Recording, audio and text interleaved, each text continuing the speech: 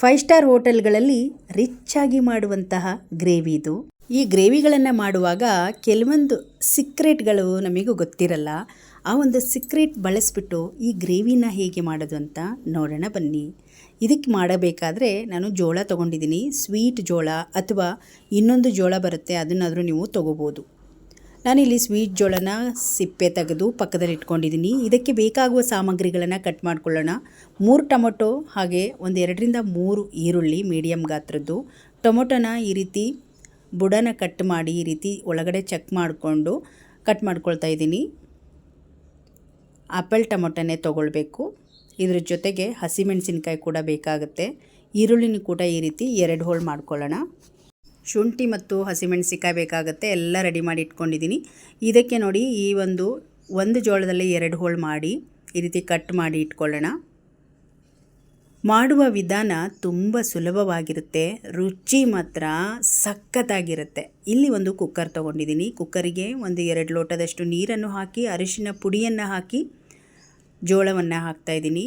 ಜೋಳದ ಜೊತೆಗೆ ನಾವು ಕಟ್ ಮಾಡ್ಕೊಂಡಿರುವ ಈರುಳ್ಳಿ ಟೊಮೊಟೊ ಎಲ್ಲ ಹಾಕ್ಕೊಳ್ಳೋಣ. ಮೊದಲಿಗೆ ಹಸಿಮೆಣಸಿನ್ಕಾಯಿ ಹಾಕ್ತಾಯಿದ್ದೀನಿ, ಟೊಮೊಟೊ ಹಾಕ್ತಾಯಿದ್ದೀನಿ, ಹಾಗೆ ಈರುಳ್ಳಿ, ಶುಂಠಿ 1-2 ಇಂಚು, ಹಾಗೆ ಬೆಳ್ಳುಳ್ಳಿ ಕೂಡ ಇಡೀದೇ ಹಾಕಿದ್ದೀನಿ. ಇದೆಲ್ಲದನ್ನು ಹಾಕಿ ರುಚಿಗೆ ತಕ್ಕಷ್ಟು ಉಪ್ಪನ್ನು ಹಾಕಿ ಇದನ್ನು 1 ವಿಶಿಲ್ ತೊಗೊಂಡ್ರೆ ಸಾಕಾಗುತ್ತೆ. 1 ವಿಶಿಲ್ ಆದ ತಕ್ಷಣ ಇದನ್ನು ತೆಗೆದುಬಿಡೋಣ. ನೋಡ್ತಾ ಇರ್ಬೋದು 1 ವಿಶಿಲ್ ಆಗಿದೆ. ಇವಾಗ ಇದನ್ನು ಸ್ವಲ್ಪ ಕೂಲ್ ಮಾಡೋಕ್ಕೆ ಬಿಟ್ಬಿಟ್ಟು ನಂತರ ಓಪನ್ ಮಾಡ್ಕೊಳ್ತಾ ಇದ್ದೀನಿ. ಮೇಯ್ನಾಗಿ ನಮಗೆ ಇದೇ ಬೇಕಾಗುತ್ತೆ. 1 ವಿಶಿಲ್ ಆದ ತಕ್ಷಣ ತುಂಬ ಚೆನ್ನಾಗಿ ಬೆಂದಿರುತ್ತೆ. ಟೊಮೊಟೊ ಎಲ್ಲ ಸಿಪ್ಪೆ ಎಲ್ಲ ಮೇಲೆದ್ದಿರುತ್ತೆ. ಈಗ ಒಂದು ದೊಡ್ಡದು ಒಂದು ತಟ್ಟೆಗೆ ತೊಗೊಂಡ್ಬಿಡೋಣ. ಜೋಳನೂ ಕೂಡ ನಾವು ಅರಿಶಿನ ಹಾಕಿರೋದ್ರಿಂದ ಜೋಳದ ಕಲರ್ ಇನ್ನೂ ಡಬಲ್ ಆಗಿದೆ, ತುಂಬ ಚೆನ್ನಾಗಿ ಬಂದಿದೆ. ನಾವು ಬೇಯಿಸಿರೋ ನೀರನ್ನು ಚೆಲ್ಲೋದು ಬೇಡ, ಅದನ್ನು ನಾವು ನಂತರ ಗ್ರೇವಿಗೆ ಬಳಸ್ಕೊಂಬಿಡೋಣ. ಈ ರೀತಿ ಒಂದು ತಟ್ಟೆಗೆಲ್ಲ ತಕ್ಕೊಳ್ತಾ ಇದ್ದೀನಿ. ಈಗ ಜೋಳ ಎಲ್ಲ ಸಪ್ರೇಟಾಗಿ ತಗೊಂಬಿಡೋಣ. ತುಂಬ ಬಿಸಿ ಇರುತ್ತೆ, ಸ್ವಲ್ಪ ತಣ್ಣಗಾಗಬೇಕು. ಅಲ್ಲಿವರೆಗೂ ಇದು ಸ್ವಲ್ಪ ತಣ್ಣಗೆ ಮಾಡ್ಕೊಳ್ಳೋಕೆ ಇಟ್ಕೊಳ್ಳೋಣ. ಈಗ ನೋಡಿ ಸಿಪ್ಪೆ ಎಲ್ಲ ತೆಗೆದಾಕ್ಬಿಡ್ತೀನಿ. ಇದನ್ನು ಸಿಪ್ಪೆ ಹಾಕಿದರೆ ಅಷ್ಟೊಂದು ಚೆನ್ನಾಗಾಗೋದಿಲ್ಲ. ಟೊಮೊಟೊ ಇರೋ ಸಿಪ್ಪೆ ಎಲ್ಲನೂ ತೆಗೆದು ಸ್ವಲ್ಪ ತಣ್ಣಗಾದ್ಮೇಲೆ ಮಿಕ್ಸಿ ಜಾರಿಗೆ ಹಾಕ್ಕೊಳ್ಬೇಕಾಗುತ್ತೆ. ನೀರನ್ನು ಎತ್ತಿಟ್ಕೊಂಡು ಸ್ವಲ್ಪ ತಣ್ಣಗಾದ್ಮೇಲೆ ನೋಡಿ ಮಿಕ್ಸಿ ಜಾರಿಗೆ ಹಾಕ್ತಾಯಿದ್ದೀನಿ. ಈ ನೀರು ಸಮೇತವಾಗಿ ಹಾಕ್ಕೊಂಡ್ರೆ ಮತ್ತೆ ನೀರು ಹಾಕೋದೇನು ಬೇಡ. ಇದನ್ನು ನೈಸಾಗಿ ನಾವು ಪೇಸ್ಟ್ ಮಾಡ್ಕೋಬೇಕು. ಈ ರೆಸಿಪಿ ಮಾಡಬೇಕಂದ್ರೆ ನಾನು ಗೋಡಂಬಿ ಹಾಕಿಲ್ಲ ಮತ್ತು ಕಾಯಿನೂ ಹಾಕಿಲ್ಲ. ಶುಂಠಿ ಕೂಡ ತುಂಬ ಚೆನ್ನಾಗಿ ಬೆಂದಿತ್ತು. ಬೆಳ್ಳುಳ್ಳಿ ನೋಡಿ ಈ ರೀತಿ ಇಡೀದೇ ಹಾಕಿದ್ದೆ. ಇದನ್ನು ಈ ರೀತಿ ಚೆನ್ನಾಗಿ ನಾವು ಪೇಸ್ಟ್ ಥರ ಈ ರೀತಿ ಕೈಯಲ್ಲಿ ಒತ್ತಿದ್ರೆ ಎಲ್ಲ ಬಿದ್ದುಬಿಡುತ್ತೆ. ಈಗ ಒಂದು ರೌಂಡ್ ಮಿಕ್ಸಿ ಮಾಡ್ಕೊಂಬಿಡೋಣ. ಈಗ ನೋಡಿ ನೈಸಾಗಿ ರುಬ್ಬಿರುವ ಈ ಮಸಾಲ ರೆಡಿ ಆಯಿತು. ಇಷ್ಟು ಚೆನ್ನಾಗಿ ರುಬ್ಬಿದರೆ ಸಾಕಾಗುತ್ತೆ. ಈಗ ಇಲ್ಲಿ ಒಂದು ಅಗಲವಾದ ಕಡಾಯಿ ಇಟ್ಕೊಂಡು ಒಗ್ಗರಣೆ ರೆಡಿ ಮಾಡ್ಕೊಳ್ಳೋಣ. ಒಂದು 2ರಿಂದ 3 ಚಮಚ ಎಣ್ಣೆ ಹಾಕಿ ಮೊದಲು 3 ಬೆಳ್ಳುಳ್ಳಿಯನ್ನು ಈ ರೀತಿ ಸಿಪ್ಪೆ ಸುಲಿದು ಸಣ್ಣದಾಗಿ ಉದ್ದಕ್ಕೆ ಕಟ್ ಮಾಡಿ ಹಾಕಬೇಕು. ಇದೇ ಒಂದು ಒಳ್ಳೆ ಫ್ಲೇವರ್ ಕೊಡುತ್ತೆ. ಹಾಗೆ 1 ಈರುಳ್ಳಿನ ಸಣ್ಣದಾಗಿ ಕಟ್ ಮಾಡಿ ಹಾಕ್ತಾಯಿದ್ದೀನಿ. ಒಣಮೆಣಸು 1-2, ಹಾಗೆ ಚಕ್ಕೆ 1 ಪೀಸು, ಆಮೇಲೆ ಏಲಕ್ಕಿ ನಾನಿಲ್ಲಿ ಕಪ್ಪು ಏಲಕ್ಕಿ ಹಾಕ್ತಾಯಿದ್ದೀನಿ. 1 ಏಲಕ್ಕಿ ಹಾಕಿದರೆ ಫ್ಲೇವರ್ ಚೆನ್ನಾಗಿರುತ್ತೆ. ಪಲಾವ್ ಎಲೆ 1 ಹಾಕಿದ್ದೀನಿ. ಹಾಗೆ 1 ಚಮಚದಷ್ಟು ಜೀರಿಗೆಯನ್ನು ಹಾಕ್ತಾಯಿದ್ದೀನಿ. ಈ ರೀತಿ ಒಗ್ಗರಣೆಯಲ್ಲಿ ಈ ರೀತಿ ನಾವು ಫ್ರೈ ಮಾಡೋದ್ರಿಂದ ಇನ್ನೂ ಒಂದು ಫ್ಲೇವರ್ ಚೆನ್ನಾಗಿರುತ್ತೆ. ನಂತರ ಸ್ವಲ್ಪ ಕರಿಬೇವು ಸೊಪ್ಪನ್ನು ಹಾಕಿ ರುಬ್ಬಿರುವ ಮಸಾಲೆ ಹಾಕ್ತಾಯಿದ್ದೀನಿ. ಮಸಾಲೆ ಹಾಕಿಬಿಟ್ಟು ಮೀಡಿಯಮ್ ಫ್ಲೇಮಲ್ಲೇ ಇಟ್ಟು 2ರಿಂದ 3 ನಿಮಿಷಗಳ ಕಾಲ ಚೆನ್ನಾಗಿ ಮಸಾಲೆ ಫ್ರೈ ಆಗ್ತಾನೆ ಇರಬೇಕು. ಅದು ಯಾಕಂದರೆ ಮಸಾಲೆ ಎಷ್ಟು ಚೆನ್ನಾಗಿ ಕುದಿಯುತ್ತೋ ಅಷ್ಟೇ ಚೆನ್ನಾಗಿ ರುಚಿ ಬರುತ್ತೆ. ಈಗ ನೋಡಿ ಸ್ವಲ್ಪ ಜಾರಲ್ಲಿ ನೀರು ಹಾಕ್ಬಿಟ್ಟು ಸ್ವಲ್ಪ ಗ್ರೇವಿ ಮಾಡ್ಕೊಳ್ತಾ ಇದ್ದೀನಿ. ನಮಗೆ ಎಷ್ಟು ಬೇಕೋ ಅಷ್ಟೇ ಗ್ರೇವಿ ಮಾಡ್ಕೋಬೇಕು. ಈ ಸಮಯದಲ್ಲಿ 1 ಚಮಚ ಧನಿಯಾ ಪುಡಿ, 1 ಚಮಚ ಅಚ್ಚ ಖಾರದ ಪುಡಿ ಹಾಕ್ತಾಯಿದ್ದೀನಿ. ಇಲ್ಲಿ ಖಾರಕ್ಕೆ ಹಸಿಮೆಣಸಿನ್ಕಾಯಿ ಬಿಟ್ಟರೆ ಅಚ್ಚ ಖಾರದ ಪುಡಿ ಸ್ವಲ್ಪ ಯೂಸ್ ಮಾಡಿದ್ದೀನಿ. ಸ್ವಲ್ಪ ಅರಿಶಿಣದ ಪುಡಿಯನ್ನು ಹಾಕಿ ಮತ್ತೆ ಚೆನ್ನಾಗಿ ಮಿಕ್ಸ್ ಮಾಡ್ಕೊಳ್ಳೋಣ. ಈಗ ಇದು ಪ್ಲೇಟನ್ನು ಮುಚ್ಚಿಬಿಟ್ಟು 1-2 ನಿಮಿಷ ಬಿಟ್ಟು ಓಪನ್ ಮಾಡ್ಕೊಳ್ತಾ ಇದ್ದೀನಿ. ನೋಡಿ ಗಟ್ಟಿಯಾಗಿದೆ ಗ್ರೇವಿ. ಈ ರೀತಿ ಗ್ರೇವಿ ಗಟ್ಟಿ ಆಗಬೇಕು. ಫ್ಲೇಮ್ ಮಾತ್ರ ಮೀಡಿಯಮಲ್ಲೇ ಇಟ್ಟಿರಬೇಕು. ಇದನ್ನು ಚೆನ್ನಾಗಿ ಮಿಕ್ಸ್ ಮಾಡಿಕೊಂಡು ಕಸ್ತೂರಿ ಮೆಂತಿನ ಹಾಗೆ ಹಾಕಬಾರ್ದು. ನೋಡಿ ಇಲ್ಲಿ ನಾನು ಸ್ವಲ್ಪ ಜಾಸ್ತಿನೇ ಕಸ್ತೂರಿ ಮೆಂತಿ ತೊಗೊಂಡಿದ್ದೀನಿ. ಈ ರೀತಿ ಕೈಯಲ್ಲಿ ಉಜ್ಜಿ ಹಾಕೋದ್ರಿಂದ ಒಂದು ಒಳ್ಳೆ ಫ್ಲೇವರ್ ಇರುತ್ತೆ. ಒಂದು ಹಿಡಿ ಆಗುವಷ್ಟು ಕಸ್ತೂರಿ ಮೆಂತಿ ತೊಗೊಂಡಿದ್ದೀನಿ. ಈ ರೆಸಿಪಿಗೆ ಕಸ್ತೂರಿ ಮೆಂತಿ ಒಳ್ಳೆ ಫ್ಲೇವರ್ ಕೊಡುತ್ತೆ. ನಿಮ್ಮ ಹತ್ರ ಏನಾದರೂ ಯೋಗರ್ಟ್ ಏನಾದರೂ ಇತ್ತು ಅಂದರೆ ಅದನ್ನು ತೊಗೊಳ್ಳಿ. ಇಲ್ಲಾಂದರೆ ಸ್ವೀಟ್ ಆಗಿರಬೇಕು ಮೊಸರು, ಫ್ರೆಶ್ ಆಗಿರಬೇಕು ಅಂಥ ಮೊಸರನ್ನು ಒಂದು 3 ಚಮಚದಷ್ಟು ಹಾಕೋಬೇಕು.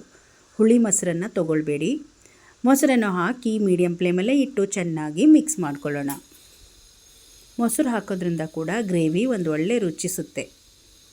ನೋಡಿ, ಇವಾಗ ಮೊಸರೆಲ್ಲ ಹಾಕಿ ಚೆನ್ನಾಗಿ ಮಿಕ್ಸ್ ಮಾಡಿದ್ದೀನಿ. ಈ ಸಮಯದಲ್ಲಿ ರುಚಿ ನೋಡಿಕೊಂಡು ಉಪ್ಪನ್ನು ಕೂಡ ಹಾಕ್ತಾಯಿದ್ದೀನಿ. ಮತ್ತು ಜೋಳ ಬೇಯಿಸಿರುವ ನೀರಿತ್ತು, ಅದನ್ನು ಸ್ವಲ್ಪ ಹಾಕ್ಕೊಂಡು ಚೆನ್ನಾಗಿ ಮಿಕ್ಸ್ ಮಾಡ್ಕೊಳ್ಳೋಣ. ಮತ್ತೆ ಒಂದು ರೌಂಡ್ ಚೆನ್ನಾಗಿ ಕುದಿಬೇಕಿದು. ಮಾಡೋದು ಸ್ವಲ್ಪ ಲೇಟ್ ಆದರೂ ರುಚಿ ಮಾತ್ರ ಬೊಂಬಾಟಾಗಿರುತ್ತೆ. ಈಗ ಇದನ್ನು ಪ್ಲೇಟ್ ಮುಚ್ಚಿ 2 ನಿಮಿಷ ಬೇಯಿಸ್ಕೊಳ್ಳೋಣ. ಈಗ ನೋಡಿ, ಅದು ಕುದಿಬೇಕಾದ ಸ್ವಲ್ಪ ಟೈಮ್ ಹಿಡಿಸುತ್ತೆ. ಅಲ್ಲಿವರೆಗೂ ನಾವು ಈ ಜೋಳವನ್ನು ಕಟ್ ಮಾಡ್ಕೊಳ್ಳೋಣ. ಚೆನ್ನಾಗಿ ಬೆಂದಿರುವ ಜೋಳವನ್ನು ಈ ರೀತಿ ಚಾಕುದಿಂದ ನಾವು ಕಟ್ ಮಾಡಿಕೊಂಡ್ರೆ ಆಯಿತು, ಬಿಡಿಸೋ ಅವಶ್ಯಕತೆ ಇರೋದಿಲ್ಲ. ನೋಡಿ, ಈ ರೀತಿ ಚೆನ್ನಾಗಿ ಕಟ್ ಮಾಡಿಕೊಂಡು ಕೈಯಲ್ಲಿ ಕಲಿಸ್ಕೊಂಡ್ಬಿಡೋಣ ಜೋಳದಲ್ಲಿ ಸಾಮಾನ್ಯವಾಗಿ ಮಕ್ಕಳಿಗೆ ತುಂಬ ಇಷ್ಟವಾಗುವಂಥ ಜೋಳ ಇದು. ಯಾಕಂದರೆ ಇದರಲ್ಲಿ ಈ ರೀತಿ ರಿಚ್ಚಾಗಿ ರೆಸಿಪಿ ಮಾಡ್ಬೋದಂತ ನೀವೇ ಆಶ್ಚರ್ಯ ಪಡ್ತೀರಾ, ಅಷ್ಟೊಂದು ರುಚಿಯಾಗಿರುತ್ತೆ ಈ ರೆಸಿಪಿ. ಇಲ್ಲಿ ನೋಡಿ, ನಾನು 2 ಜೋಳದಲ್ಲಿ ತೊಗೊಂಡಿರೋದು. ಈ ರೀತಿ ನಾನು ಚೆನ್ನಾಗಿ ಕೈಯಿಂದ ಕಲಿಸ್ಕೊಳ್ತಾ ಇದ್ದೀನಿ. ಈಗ ಇದು ರೆಡಿ ಆಯಿತು. ಗ್ರೇವಿಗೆ ಹಾಕ್ಕೊಂಬಿಡೋಣ ಇದನ್ನು. ನೋಡಿ, ಇವಾಗ ಓಪನ್ ಮಾಡ್ತಾ ಇದ್ದೀನಿ. ಈ ಗ್ರೇವಿ ಹದವಾಗಿ ರೆಡಿಯಾಗಿದೆ. ಈಗ ಈ ಸಮಯದಲ್ಲಿ ನಾವು ಜೋಳವನ್ನು ಹಾಕ್ಕೊಳ್ಳೋಣ. ಗ್ರೇವಿ ಹದ ಕರೆಕ್ಟಾಗಿದೆ ನೋಡಿ. ಇವಾಗ ನಾವು ಒಂದು 4ರಿಂದ 5 ಜನ ತಿಂತೀವಿ ಅನ್ನೋದಾದರೆ 2 ಜೋಳ ಸಾಕಾಗುತ್ತೆ. ನೀವು ಜನ ನೋಡಿಕೊಂಡು ಜೋಳವನ್ನು ತೊಗೊಳ್ಬೇಕು. ನೋಡಿ, ಇವಾಗ ಚೆನ್ನಾಗಿ ಮಿಕ್ಸ್ ಮಾಡ್ಕೊಳ್ತಾ ಇದ್ದೀನಿ. ಉಪ್ಪು ಕರೆಕ್ಟಾಗಿದೆ, ಉಪ್ಪು ಖಾರ ಎಲ್ಲ ಕರೆಕ್ಟಾಗಿದೆ. ಈ ಸಮಯದಲ್ಲಿ ಏನು ಮಾಡೋಣ ಅಂದರೆ ಪನ್ನೀರ್ ತೊಗೊಳ್ಬೇಕಾಗತ್ತೆ. ಪನ್ನೀರ್ ಹಾಕಿದರೆ ಮಸ್ತಾಗುತ್ತೆ ಈ ರುಚಿ. ನಾನಿಲ್ಲಿ 1 ಪ್ಯಾಕೆಟ್ ಪನ್ನೀರಲ್ಲಿ 1 ಪೀಸ್ ಎತ್ತಿಟ್ಕೊಂಡು ಈ ಪೀಸ್ಗಳನ್ನೆಲ್ಲ ಸಣ್ಣ ಸಣ್ಣ ತುಂಡುಗಳನ್ನು ಮಾಡಿರೋದನ್ನ ಈ ರೀತಿ ಕುದಿಯೋ ಗ್ರೇವಿಗೆ ಹಾಕ್ತಾಯಿದ್ದೀನಿ. ಇದನ್ನೇನು ಎಣ್ಣೆಯಲ್ಲಿ ಫ್ರೈ ಮಾಡಿ ಹಾಕೋದು ಬೇಡ, ಹಾಗೆ ಡೈರೆಕ್ಟಾಗಿ ಹಾಕಿದರೆ ಸಾಕಾಗುತ್ತೆ. ಇದನ್ನು ಈ ರೀತಿ ಚೆನ್ನಾಗಿ ಒಂದು ರೌಂಡ್ ಮಿಕ್ಸ್ ಮಾಡಿಕೊಂಡು ನಂತರ ಇನ್ನೂ ಒಂದು ಟಚ್ ಕೊಡಬೇಕಂದ್ರೆ ಪನ್ನೀರ್ ಎತ್ತಿಟ್ಕೊಂಡಿದ್ವಲ್ಲ ಅದನ್ನು ತುರಿದು ಹಾಕೋಬೇಕಾಗತ್ತೆ. ಇನ್ನೂ ಡಬಲ್ ಆಗುತ್ತೆ ಇದರ ರುಚಿ. ಪನ್ನೀರ್ ಪ್ರಿಯರಿಗೆ ಇದೊಂದು ಬೆಸ್ಟ್ ರೆಸಿಪಿ ಅಂತಲೇ ಹೇಳ್ಬೋದು. ಈಗ ನೋಡಿ, ಇದು ಹದವಾಗಿ ರೆಡಿಯಾಗಿದೆ. ಪನ್ನೀರನ್ನು ತುರಿದು ಹಾಕ್ಕೊಳ್ಳೋಣ. ಇಲ್ಲಿ ನೋಡಿ, ನಾನು ಪನ್ನೀರ್ ತುರ್ಕೊಳ್ತಾ ಇದ್ದೀನಿ ಡೈರೆಕ್ಟಾಗಿ. ಫುಲ್ ಪ್ಯಾಕೆಟ್ ಪನ್ನೀರಲ್ಲಿ ಸ್ವಲ್ಪ ಎತ್ತಿಟ್ಕೊಂಡ್ರೆ ಈ ರೀತಿ ಮೇಲೆ ತುರಿದು ಹಾಕೋದ್ರಿಂದ ಡಬಲ್ ಆಗುತ್ತೆ ಇದರ ರುಚಿ.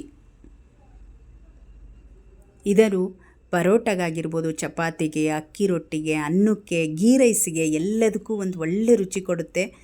ಸ್ಮೆಲ್ಲಂತೂ ಸೂಪರಾಗಿರುತ್ತೆ. ನೀವು ಒಂದು 5 ಸ್ಟಾರ್ ಹೋಟೆಲಲ್ಲಿ ಯಾವುದಾದ್ರೂ ರುಚಿಯಾಗಿರುವ ಗ್ರೇವಿ ತಿಂತಿದ್ದೀರಿ ಅಂದರೆ ಆ ರುಚಿಯಲ್ಲಿ ಇರುತ್ತೆ.